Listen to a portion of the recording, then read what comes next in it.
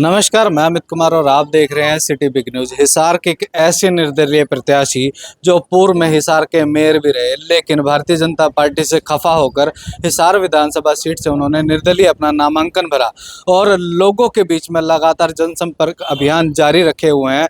ऐसे में जिंदल परिवार के गढ़ कहे जाने वाले शिव कॉलोनी सूर्यनगर एरिया के अंदर फिलहाल वो पहुंचे हैं और लोगों से जो है कहीं ना कहीं अपने हक में वोट डालने की अपील करते हुए नजर आ रहे हैं, क्योंकि कहीं ना कहीं करीब 5 साल ये हिसार के जब ये मेयर रहे थे तो इन्हीं लोगों के बीच में इनका आना जाना जो शुरू से ही रहता था। और ये लोग जो है अपनी समस्याएं लेकर जब नगर निगम में पहुंचते थे तो इनसे अक्सर मुलाकात होती थी। तो कहीं ना कहीं ये जो लोग हैं अपरिचित नहीं है, लेकिन कहीं ना कहीं दूसरी ओर अगर बात करें, ये जो एरिया है ये जिंदल परिवार का गढ़ माना जाता है और उसके बावजूद भी निर्दलीय तौर पर सूर्यनगर के पास पड़ने वाली शिव कॉलोनी के अंदर पूर्व में जो मेयर रहे और हिसार से निर्दलीय प्रत्याशी गौतम सरदाना पहुंचे और लोगों को अपने हक में वोटों की अपील करने के लिए पहुंचे हैं।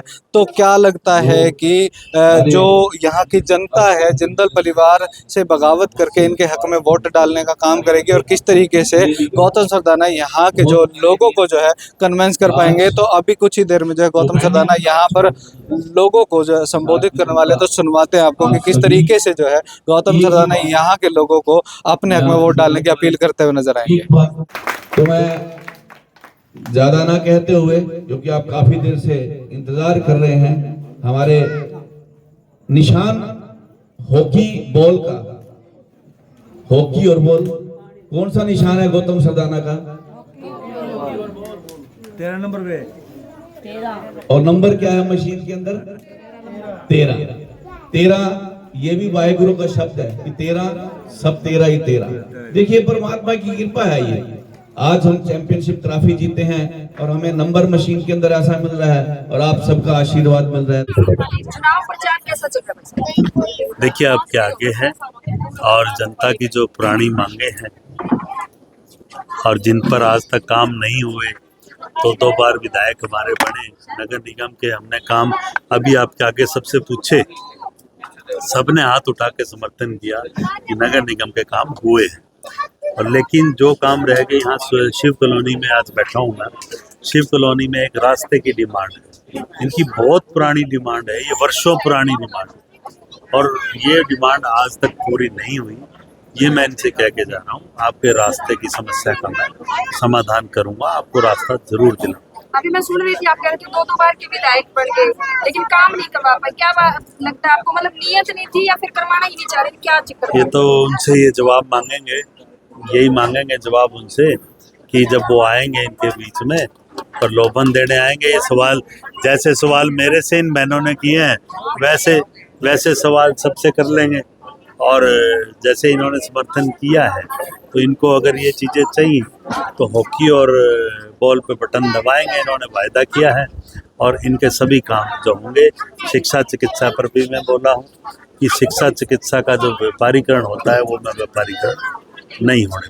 गौतम जी, जिस जगह आप बैठे हैं वो कहीं ना कहीं जिंदल परिवार का जो एक गढ़ माना जाता है, तो क्या लगता है कि इस बार सेंधमारी हो पाएगी क्या जिंदल हाउस के वोटों में? देखिए कि ये कोई किसी का गढ़ नहीं होता, हर एक अपने जो क्षेत्र में रहते हैं, क्योंकि मजदूरी करने वाले लोग हैं। व्यापार कोई बड़े व्यापारी नहीं है, जो मजदूरी के बदले इनको तनख्वाह मिलती है और तनख्वाह के बदले जो काम करते हैं तो बड़ी बड़ी फैक्ट्री, ये उनके बदौलत ये नहीं है, इनके बदौलत वो है।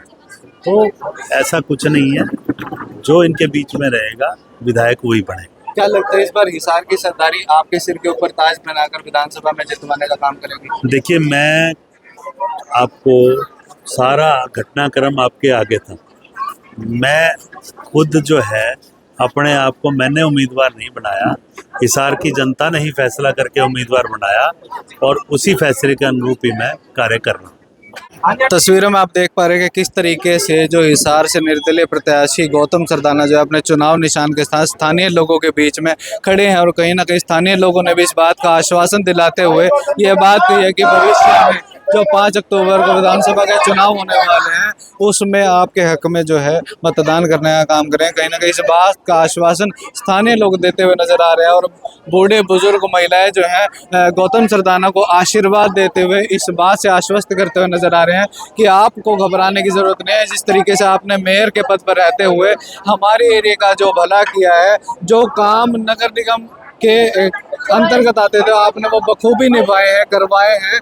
और आने वाले समय में अगर आप विधायक बनेंगे और हम लोग आपको विधायक बनाएंगे तो उसके बाद जो हमारे काम विधायक लेवल के थे और जो नहीं हो पाए, भविष्य में हम उम्मीद करते हैं कि आप ही वो सारे पेंडिंग काम करवा पाएंगे। कहीं ना कहीं जनता ने बीच गौतम सरदाना के चुनाव निशान को हवा में लहराते हुए इस बात से आश्वस्त करवा दिया है कि गौतम सरदाना जिस तरीके से पिछले 5 सालों में मेयर के पद पर रहते हुए इस एरिया का जो सुधार करवाने में काम करवा पाए, लेकिन कुछ काम ऐसे थे जो विधायक की पावर के थे और कहीं ना कहीं इस बात का मलाल भी मेयर गौतम सरदाना के मन में है कि वो विधायक नहीं थे। इस वजह से जो सुधार के काम है, डेवलपमेंट के काम वो करवाना चाहते थे, जिसका रेजोल्यूशन भी उन्होंने बना के भेज दिया था, लेकिन चंडीगढ़ की फाइलों में अटक कर रह गया। और आने वाले विधानसभा चुनाव में इसी मंशा के साथ उन्होंने अपना नॉमिनेशन भरा है बतौर निर्दलीय और 5 अक्टूबर को चुनावों में जीतकर जब 8 अक्टूबर को रिजल्ट आएगा और वो विधानसभा में जाएंगे तो वो रेजोल्यूशन जो उन्होंने पहले से बना रखे हैं